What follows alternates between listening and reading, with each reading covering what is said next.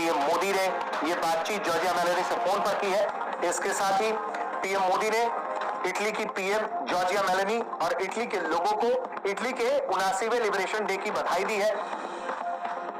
इसके अलावा पीएम मोदी ने उन्हें G7 समिट में न्योता देने के लिए बधाई दिया है, जो जून 2024 में पुगलिया इटली में होने वाला है।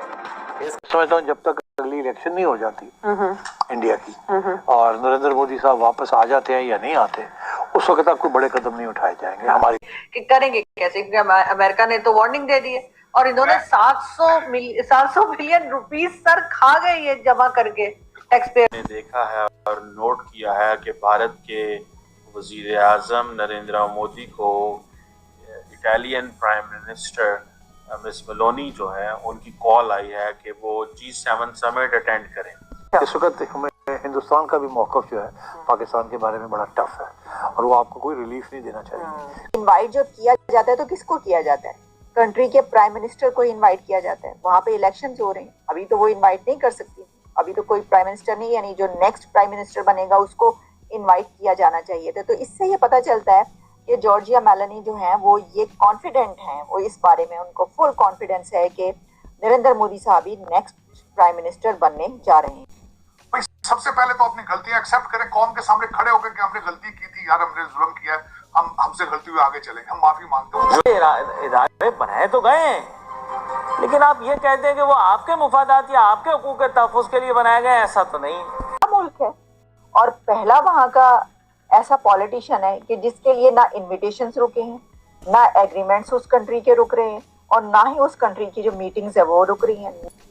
हेलो फ्रेंड्स, एक नए वीडियो के साथ आपका बहुत बहुत स्वागत है। तो दोस्तों, जॉर्जिया मेलोनी जो कि इटली की प्राइम मिनिस्टर हैं, फिर से सुर्खियों में है और सोशल मीडिया पे बहुत ही ज़्यादा वायरल हो रही हैं।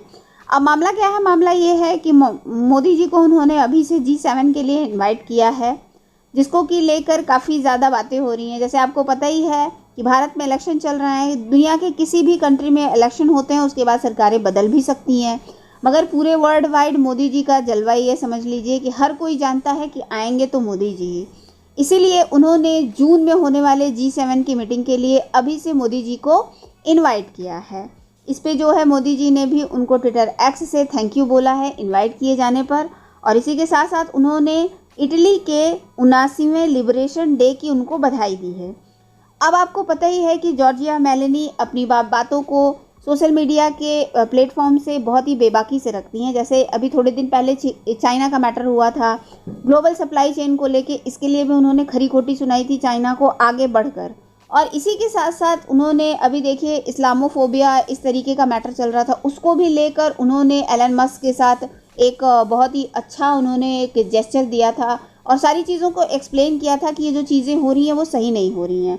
तो हर जगह अपनी बातें बेबाकी से रखती हैं। इसी के साथ साथ ग्लोबल सप्लाई चेन में भारत आपको पता ही है इटली के साथ मिलकर कितनी मेहनत कर रहा है और अपनी डिपेंडेंसी चाइना से हटाने के लिए ये समझ रहे हैं कि नरेंद्र मोदी ही दोबारा बल्कि सहबारा प्राइम मिनिस्टर बनने जा रहे हैं। अब देखिए ना, जॉर्जिया मेलोनी कॉल करती हैं और जो उनसे और नरेंद्र मोदी साहब के बीच जो टेलीफोनिक कन्वर्सेशन हुई उसमें उन्होंने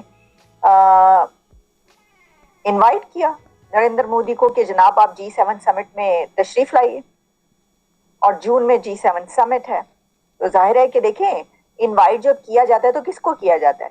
कंट्री के प्राइम मिनिस्टर को इनवाइट किया जाता है। वहाँ पे इलेक्शंस हो रहे हैं, अभी तो वो इनवाइट नहीं कर सकती थी, अभी तो कोई प्राइम मिनिस्टर नहीं, यानी जो नेक्स्ट प्राइम मिनिस्टर बनेगा उसको इनवाइट किया जाना चाहिए था। तो इससे ये पता चलता है कि जॉर्जिया मेलोनी जो है वो ये कॉन्फिडेंट हैं, वो इस बारे में उनको फुल कॉन्फिडेंस है कि नरेंद्र मोदी साहब ही नेक्स्ट प्राइम मिनिस्टर बनने जा रहे हैं।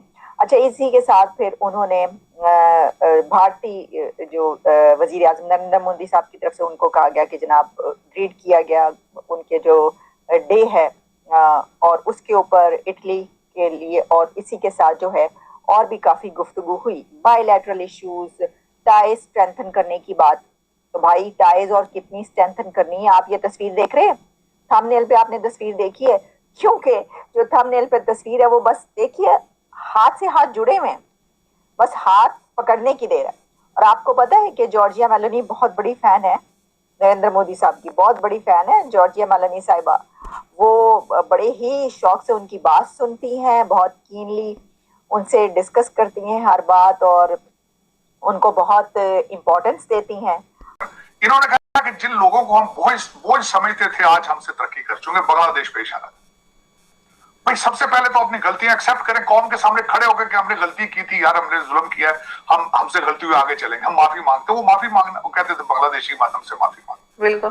दूसरा, आपके जो अफगानिस्तान के अंदर आपके एम्बेसडर साहब हैं, उन्होंने वहां भी ये स्टेटमेंट दी है, खुल के नहीं देते लेकिन दबे दबे बातें करते हैं।